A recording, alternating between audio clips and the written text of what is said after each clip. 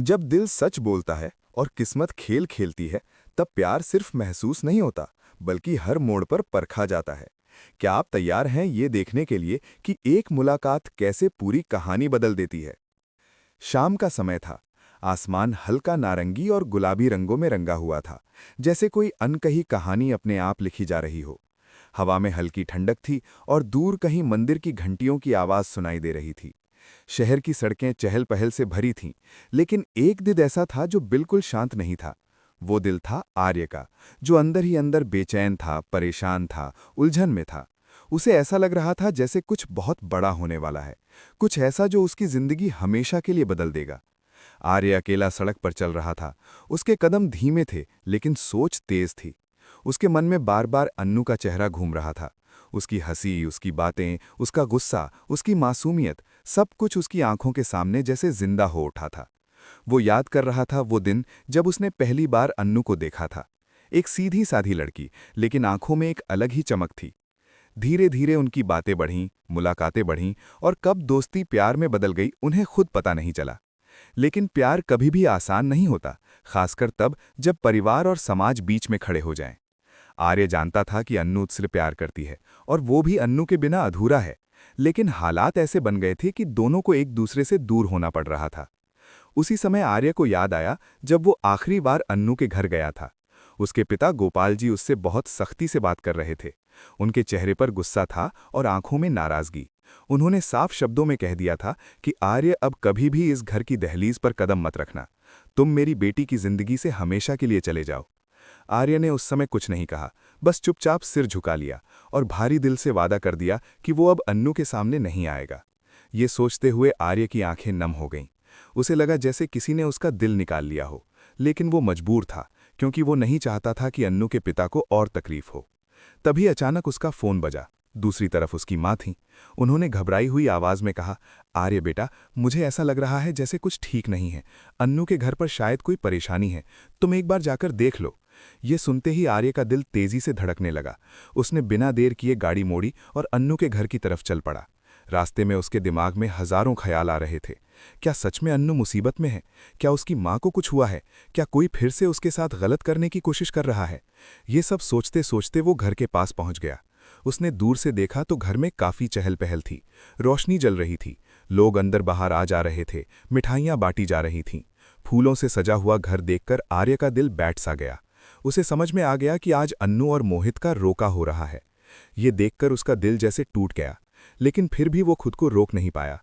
उसने सोचा कि शायद वो बस दूर से देख लेगा और फिर चला जाएगा। वो मुंह छुपाकर अंदर घुस गया। किसी ने उसे ठीक से नहीं देखा, क्योंकि सब लोग रस्मों में व्यस्त थे। अंदर का माहौल खुशियों से भरा हुआ था, लेकिन आर्य के लिए वो खुशी जहर जैसी लग रही थी। उसने देखा कि अन्नू सुंदर लहंगे में बैठी है और उसके बगल में मोहित खड़ा है। दोनों के हाथों में अंगूठियां थीं। रिश्तेदार तालियां बजा रहे थे और मिठाइयां बांटी जा रही थीं। ये सब देखकर आर्य का दिल बुरी तरह टूट गया। उसे लगा जैसे उसकी दुनिया खत्म हो गई हो। वो धीरे धीरे पीछे हटने लगा, ताकि किसी को पता न चले। लेकिन तभी मोहित ने जोर से कहा, जाओ, उन्हें भी मिठाई दो। ये सुनते ही अन्नू तुरंत मिठाई की थाली लेकर उठी, और जैसे ही वो आगे बढ़ी, उसकी नज़र अचानक आर्य पर पड़ी, जो दीवार के पीछे छुपने की कोशिश कर रहा था। अन्नू का दिल जोर से धड़कने लगा। उसने एक पल के लिए सोचा कि शायद ये उसका वहम है, लेकिन फिर उसने ध्यान से देखा और पहचान लिया कि ये वही आर्य है जो उससे दूर जाने का वादा करके गया था। अन्नू के अंदर गुस्सा भी था और दर्द भी। उसने बिना देर किए आर्य का पीछा किया और जोर से चिल्लाई, सर! जिसके साथ ही आर्य रुक गया। उसका दिल भी जैसे थम सा गया। आसपास के लोग चौंक गए और अन्नू की तरफ देखने लगे। अन्नू दौड़कर उसके पास पहुंची। उसकी आंखों में आंसू थे। उसने कांपती आवाज में कहा, आप यहाँ क्यों आए थे? आपने तो वादा किया था कि आप मेरी जिंदगी में वापस नहीं आएंगे। आर्य चुप खड़ा रहा। उसके पास कहने के लिए शब्द नहीं थे, लेकिन उसकी आंखें सब कुछ कह रही थीं। उधर अंदर हॉल में लोगों में फुसफुसाहट शुरू हो गई थी। कुछ लोग कह रहे थे, ये वही लड़का है जिससे पहले विवाद हुआ था। तो कुछ लोग हैरान थे कि वो यहाँ कैसे पहुंचा। मोहित भी बाहर आ गया और अन्नू को देखकर बोला, क्या हुआ अन्नू, तुम किससे बात कर रही हो? अन्नू ने पलटकर देखा, लेकिन अभी भी उसका ध्यान आर्य पर ही था। आर्य ने धीरे से कहा, मैं यहाँ तुम्हें परेशान करने नहीं आया था, बस दूर से देखने आया था कि तुम ठीक हो या नहीं। लेकिन अन्नू को ये बात मानना मुश्किल था, क्योंकि उसके लिए ये सब बहुत दर्दनाक था। उसने कहा, अगर आप सच में मेरी परवाह करते हैं तो चले जाइए, मेरी जिंदगी से दूर रहिए। लेकिन आर्य अंदर ही अंदर जानता था कि वो ये नहीं कर सकता। वो अन्नू से दूर रहकर जी नहीं सकता। तभी गोपाल जी भी बाहर आ गए और आर्य को देखकर गुस्से में बोले, तुमने वादा किया था कि तुम यहाँ नहीं आओगे, फिर क्यों आए हो?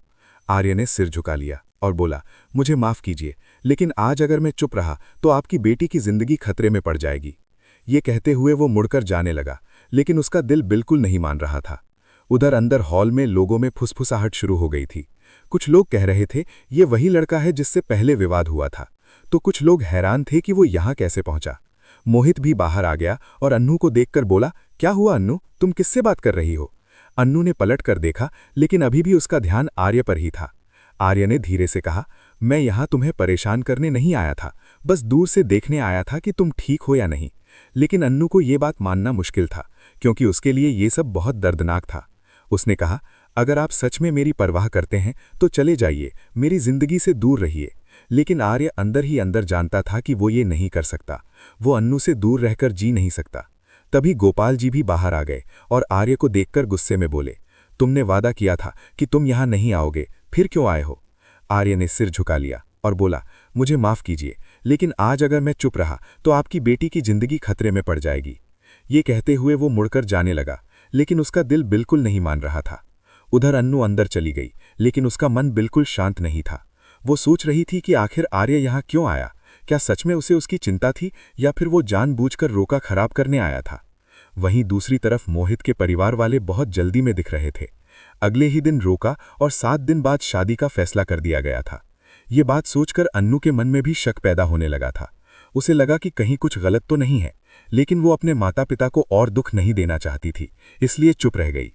आर्य बाहर सड़क पर खड़ा था। उसकी आंखों में आंसू थे। उसने एक बार पीछे मुड़कर घर की तरफ देखा और मन ही मन कहा, अन्नू, चाहे कुछ भी हो जाए, मैं तुम्हें अकेला नहीं छोड़ूंगा। तभी अचानक उसे अपने दिल में अजीब सी बेचैनी महसूस हुई, जैसे कोई बड़ा तूफान आने वाला हो। कहानी यहीं एक पल के लिए रुक जाती है और आपको सोचने पर मजबूर करती है कि क्या सच में मोहित अच्छा इंसान है, या फिर इस रोके के पीछे कोई बड़ा खेल छुपा है।